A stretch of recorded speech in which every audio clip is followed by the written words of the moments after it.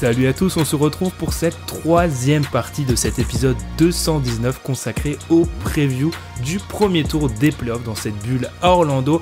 L'équipe est la même que pour la preview de l'affrontement à l'ouest entre les Clippers et les Mavericks. Il y a tout d'abord Tom. Ça va Tom ? Ça va très bien, toujours. Et puis Adrien qui est toujours là, fidèle au poste. Comment ça va Adrien ? Toujours très bien également, tout va bien. Oui, parce que bien sûr, on n'enregistre pas ces 2 épisodes de suite, les gars. Non, on s'est revu le jour d'après, forcément, pour 2 épisodes de 20 minutes. On est honnête, hein, forcément. Bien sûr que non, vous l'aurez deviné, tous enchaînent ici. On va parler aujourd'hui de la tête de série du bas, celle en dessous des Clippers, de la tête de série numéro 3, les Denver Nuggets, qui vont affronter le Jazz d'Utah. Donc une série de playoffs entre 2 équipes de la même division qui se sont souvent affrontées. On va revenir là-dessus. Comme d'habitude, vous connaissez la chanson et vous la connaissez d'autant plus que je la répète à chaque épisode de preview. Les réseaux sociaux, principalement Twitter, les applis de podcast et 5 petites étoiles, ça fait toujours plaisir sur Apple Podcast. J'en ai fini avec mon intro, on se sépare quelques secondes et on se retrouve pour parler de cette série entre Denver, roi de la conférence Ouest. Les Denver Nuggets affrontent le Jazz de Utah, les Nuggets de Denver qui affichent un bilan de 46 victoires et 26 défaites, le Jazz d'Utah qui affiche lui un bilan de 44 victoires et 28 défaites. Encore une fois à l'ouest, duel de grosse attaque puisque les Nuggets sont la 5e attaque NBA, un peu en dessous pour Utah, on est du côté de la 9e attaque, 12e défense pour le Jazz, 16e défense pour Denver, encore une fois pour la 3e fois de suite dans ces previews Dunk Hebdo, on est face à une équipe de Denver, on est face à une équipe qui a remporté tous ses affrontements de la saison contre l'équipe d'en face, mais on va y revenir. Les matchs étaient plus serrés que ce qu'on a pu voir du côté des Clippers Mavericks. À noter que du coup, comme je l'ai dit, les Nuggets ont gagné cette saison à Utah. C'était la première fois depuis 2014-2015 qu'ils allaient s'imposer du côté d'Utah. Voilà, c'est toujours la petite stat que j'aime donner pour mettre en place la série. On démarre comme d'habitude, messieurs, par un petit bilan de la bulle des deux côtés. Allez, une fois n'est pas coutume. Allez, je vais commencer par Utah. Non, cette fois-ci, je vais commencer par Utah. Adrien, c'est difficile. Je pense qu'on peut aimer ça un peu comme ça. C'est difficile pour Utah en ce moment. Ça résume assez bien l'état de cette franchise dans cette bulle. C'est compliqué, effectivement. Le meilleur joueur de la bulle, on en parlait tous les deux un petit peu en off avant. Chez Utah, c'est clairement Rudy Gobert. Chez les autres, ça a été un peu en dents de scie. Alors après, il y a plusieurs excuses entre guillemets, notamment en termes d'absence dans le roster du Jazz. Mike Conley qui effectivement, on aurait peut-être pu espérer un rebond, qui a pas été extraordinaire. Donovan Mitchell a un peu eu du mal au début, mais nous a quand même gratifié d'un bon gros match, justement le dernier face aux Nuggets, où il y a eu 2 overtime, perdu par le Jazz, comme tu l'as dit, mais on l'a vu un peu se réveiller, donc il pouvait reprendre des coups de chaud. Mais je pense pas une nouvelle fois que l'optimisme soit de mise du côté du Jazz, qu'on espère grand chose. Après, cette opposition elle va être intéressante, mais on aura l'occasion d'en parler quand même. Comme tu l'as dit, ouais, Adrien, ça s'est joué à peu. De toute façon, les 3 matchs entre les 2 équipes se sont joués à 11 points combinés. Donc on est vraiment sur 3 victoires du côté de Denver, mais 3 victoires au couteau. Tom, même question sur cette équipe de Utah. J'en avais parlé, c'était un peu l'équipe symbole, l'équipe qui a vu son match arrêté, ce qu'on avait dit être le patient zéro, donc Rudy Gobert en NBA. C'est une équipe qui vraiment patine à l'image d'un joueur qui était dans ta franchise des Grizzlies, c'est Mike Conley.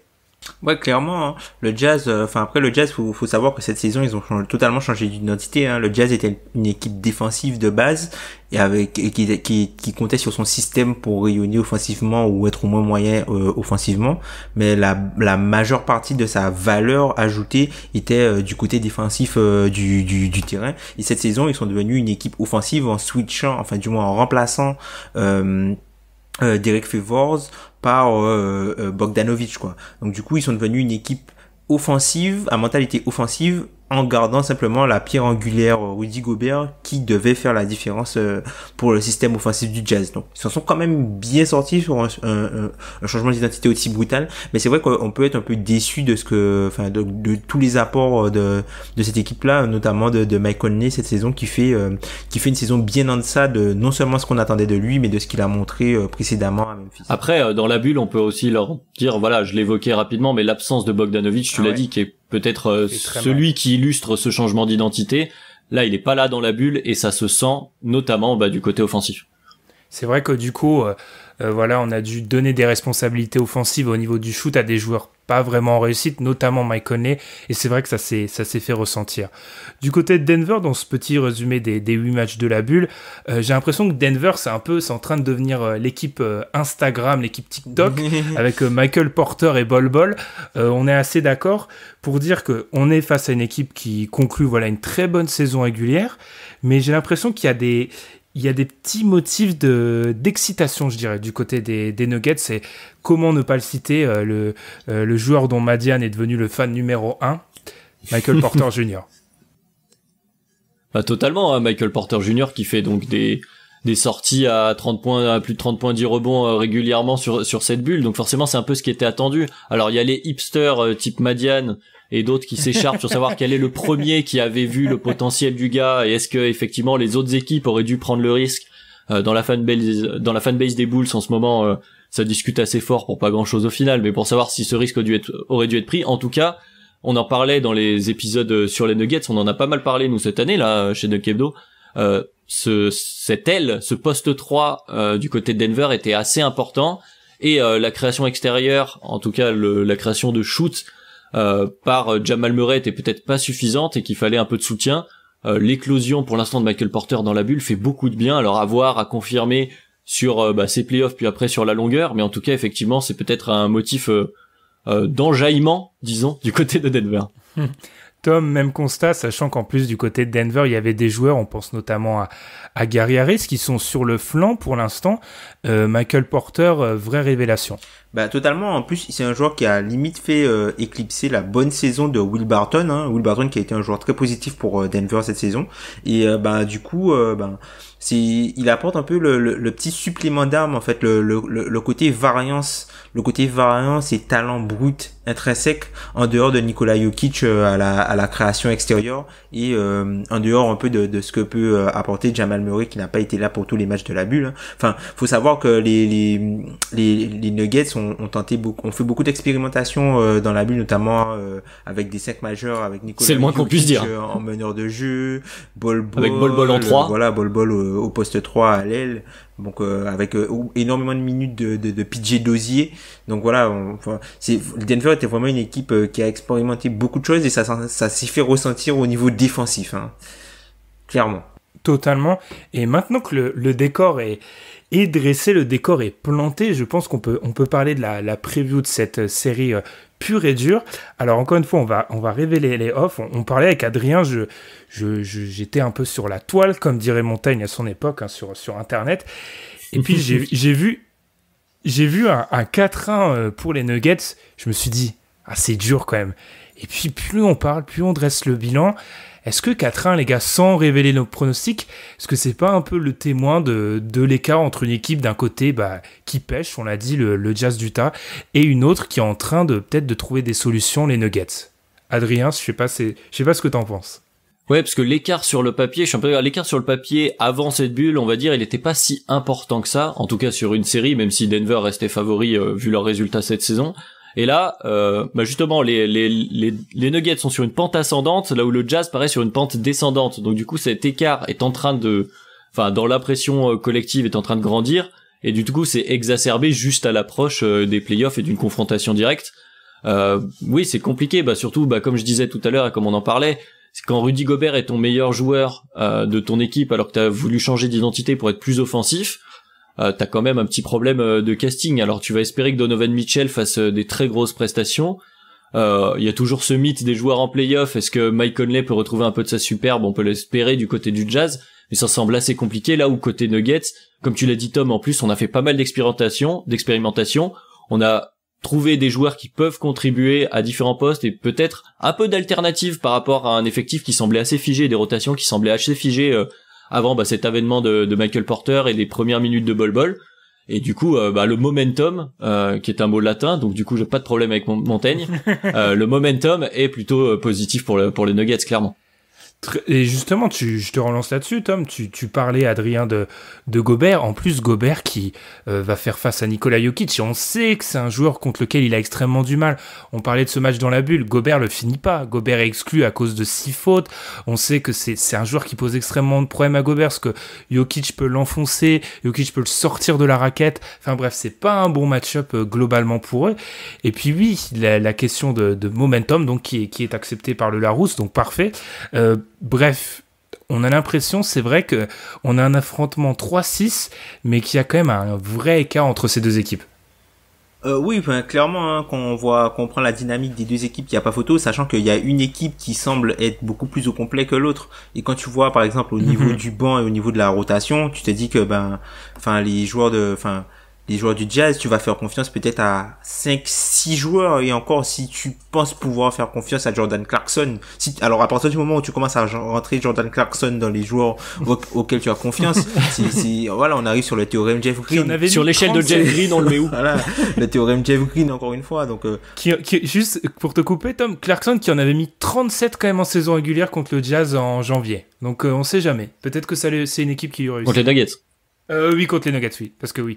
Il aurait été aussi capable d'en mettre 37 contre le Jazz, Jordan Clarkson. Hein, mais... C'est ça la grosse différence entre les deux équipes, et sur la durée de la série, je pense que ça va vraiment jouer le côté profondeur, là où le Jazz sera obligé, par exemple, de faire jouer ses joueurs majeurs un petit peu plus de 35 minutes. Malone, lui, il aura un petit peu plus le choix de faire avec. Après, en termes de coaching, Quinn Snyder, c'est pas le premier venu, et on verra comment il peut arriver à réajuster ses rotations avec ça. Mais globalement, moi, je pense que, il y a un vrai écart entre les deux équipes, notamment avec la perte de Bogdanovic, et surtout le fait que tu parlais de Rudy Gobert et du coup de son duel avec Nikola Jokic, que pour moi ce sont d'un côté c'est bien pour Gobert, puisque c'est pas une équipe qui va permettre c'est pas une équipe contre laquelle il va sortir du terrain, puisque il joue grand. Ouais, c'est pas Houston, quoi, grosso modo. Voilà, c'est pas Houston, donc Rudy Gobert, normalement, s'il fait pas de faute, il devrait pouvoir rester sur le terrain. Par contre, là où c'est plus problématique, c'est que il va avoir des joueurs qui n'ont pas peur de l'attaquer, qui n'auront pas peur de l'attaquer clairement. Et on l'a vu dans la bulle, les joueurs de Denver étaient assez agressifs. C'est l'équipe d'ailleurs qui finit avec le meilleur pourcentage de réussite au cercle, avec 74%. Oui, et puis par rapport à ce match-up de pivot, il y a aussi un truc intéressant, comme tu dis, c'est l'utilisation de Nikola Jokic en point center, donc en meneur pivot, et poste haut, où il est capable de donner des ballons pour des drives de ses extérieurs, et ce qui empêche Gobert d'être à la contestation, et ce qui est une façon à chaque fois dans le match-up qui lui a posé beaucoup de problèmes pour être aussi efficace que ce qu'il l'est contre d'autres équipes où il est vraiment la tour de contrôle du panier du Jazz. Et d'ailleurs, par rapport à ça, c'est vrai, pour revenir là-dessus, on parle de l'émergence bien sûr de Michael Porter. Il y a aussi la très bonne signature de Jeremy Grant qui a eu un début de saison difficile, mais maintenant qui s'impose. Je sais pas vous, mais j'ai l'impression, on avait fait une émission sur les Nuggets il y a quelques temps, bonne équipe en saison régulière, bloqué en play-off, et j'ai l'impression que cette équipe a peut-être, avec l'émergence de ses joueurs, alors je dis pas que c'est une équipe qui peut aller gagner le titre, je pense qu'ils en sont encore loin, voire très loin, mais je pense que c'est une équipe qui est pas à court de solutions en play-off maintenant, et ça va compter contre une équipe du Jazz qui, elle, semble être à court. Tu l'as dit, Tom, très peu de rotation à l'intérieur. Le cas de Donovan Mitchell, on en parlera peut-être, mais moi qui me tient à cœur, parce que je pense que c'est un joueur qui revient de playoff très compliqué la saison dernière. Gary Harris, le joueur qui devrait probablement le défendre, on ne sait pas trop où il en est au niveau de sa santé, c'est sûrement Torrey Craig qui va s'en occuper. J'estime que si Donovan Mitchell est un joueur majeur, un jeune joueur majeur qui veut s'affirmer en NBA, il doit faire une grosse série. Là, c'est un peu un révélateur pour moi, cette série, je pense, pour le joueur du Jazz. Donc, je pense que côté Denver, on a enfin les solutions pour contrecarrer une équipe en play-off vraiment. Ce qui est une nouveauté, moi, j'estime. Ouais, non, mais je suis globalement d'accord, et je pense que ça rejoint une nouvelle fois l'émergence de Michael Porter Jr., parce que ça leur offre une variété et un nombre de choix plus important, parce que Michael Porter Jr., bon, il s'est fait bencher de nombreuses fois cette année, et encore dans la bulle, pour absence défensive, mais il a quand même le profil pour, et avec donc Will Barton qui a fait une excellente saison, comme tu disais Tom, un Jeremy Grant, il y a beaucoup de monde qui peut contribuer en fait sur ce banc des Nuggets, ce qui leur permet de varier. Mason Plumlee qui voit le terrain. de varier un peu le style de jeu, de varier de rythme aussi. On en parlait, on disait qu'entre leur banc et leurs 5 titulaires, il y avait un rythme un peu similaire, ce qui souvent peut poser problème, parce que justement au moment où t'as des rotations, t'aimes bien pouvoir changer un peu de rythme, déstabiliser la défense adverse. Le fait d'en plus d'intégrer Michael Porter dans le 5, c'est ce qui a été annoncé pour au moins le début de ces playoffs, ça va permettre voilà tout ce genre de solutions. Et effectivement, on est peut-être un peu plus optimiste, mais aussi parce que du coup on va moins en demander à Jamal Murray, même si on espère que il va revenir sur le terrain normalement sans souci d'ici quelques jours, et on espère qu'il sera au niveau. Mais si Jamal Murray est au niveau, Michael Porter peut l'être. On rajoute vraiment un outil qui est indispensable dans les playoffs. On en parle souvent, c'est un ailier quoi. Avec des errances défensives, c'est très bien dit, des absences, parce que c'est vrai que faut pas non plus glorifier Michael Porter. Je pense que c'est un joueur qui a encore du chemin à faire avant d'être C'est un rookie, faut pas oublier aussi. Oui, c'est vrai, mais je vois bien le camp Madiane essaye de nous faire passer Michael Porter, peut-être pour le joueur qui ne l'est pas encore, mais c'est vrai que c'est très encourageant. Totalement. Après, comme tu l'as dit, faut le mentionner, le côté défensif, Denver qui est la pire équipe en défense de la bulle, avec un defensive rating hors garbage time, et pourtant il y a de la concurrence, et pourtant il y a de la concurrence, Salut. Washington. Ouais. Donc du coup,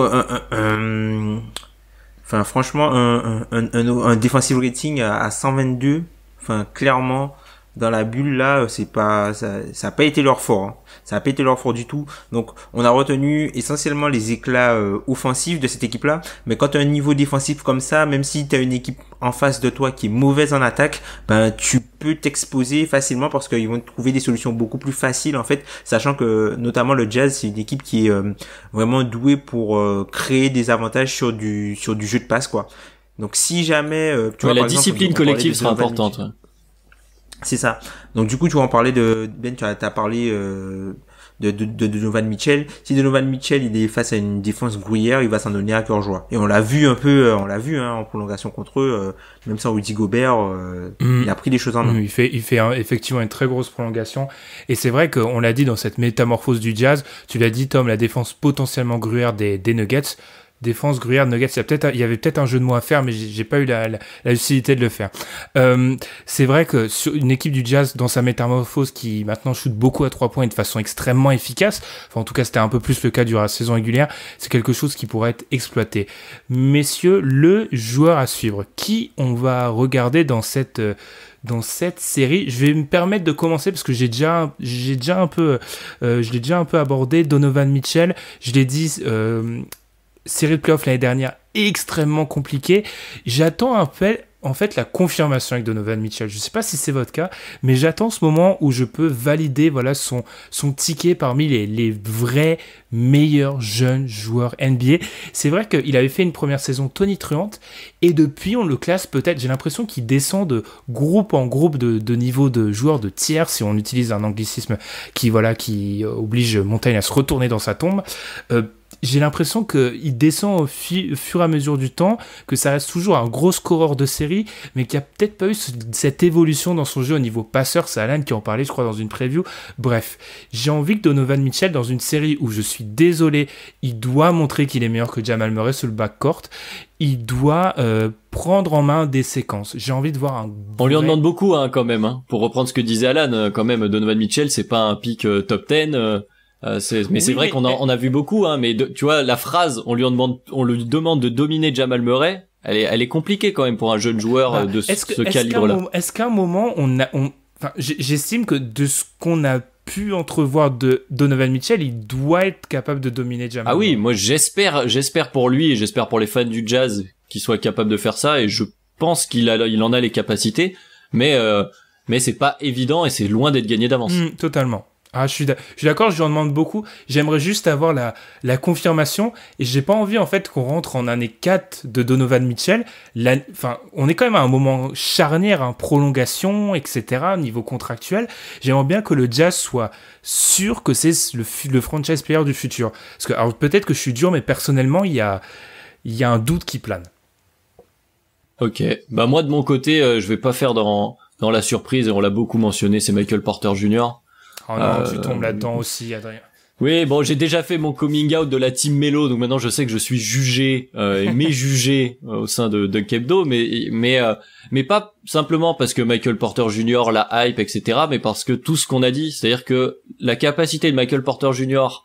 à apporter ce qu'on a vu de lui, alors peut-être pas 30-15 tous les soirs comme il a apporté dans sa série où il fait 37 points, 12 rebonds, 30-15 puis 27-12, mais d'apporter cette variance dans l'attaque des Nuggets, c'est parce qu'il est capable de mettre des gros shoots, d'attaquer le cercle, il est très très embêtant à défendre, il faut le dire.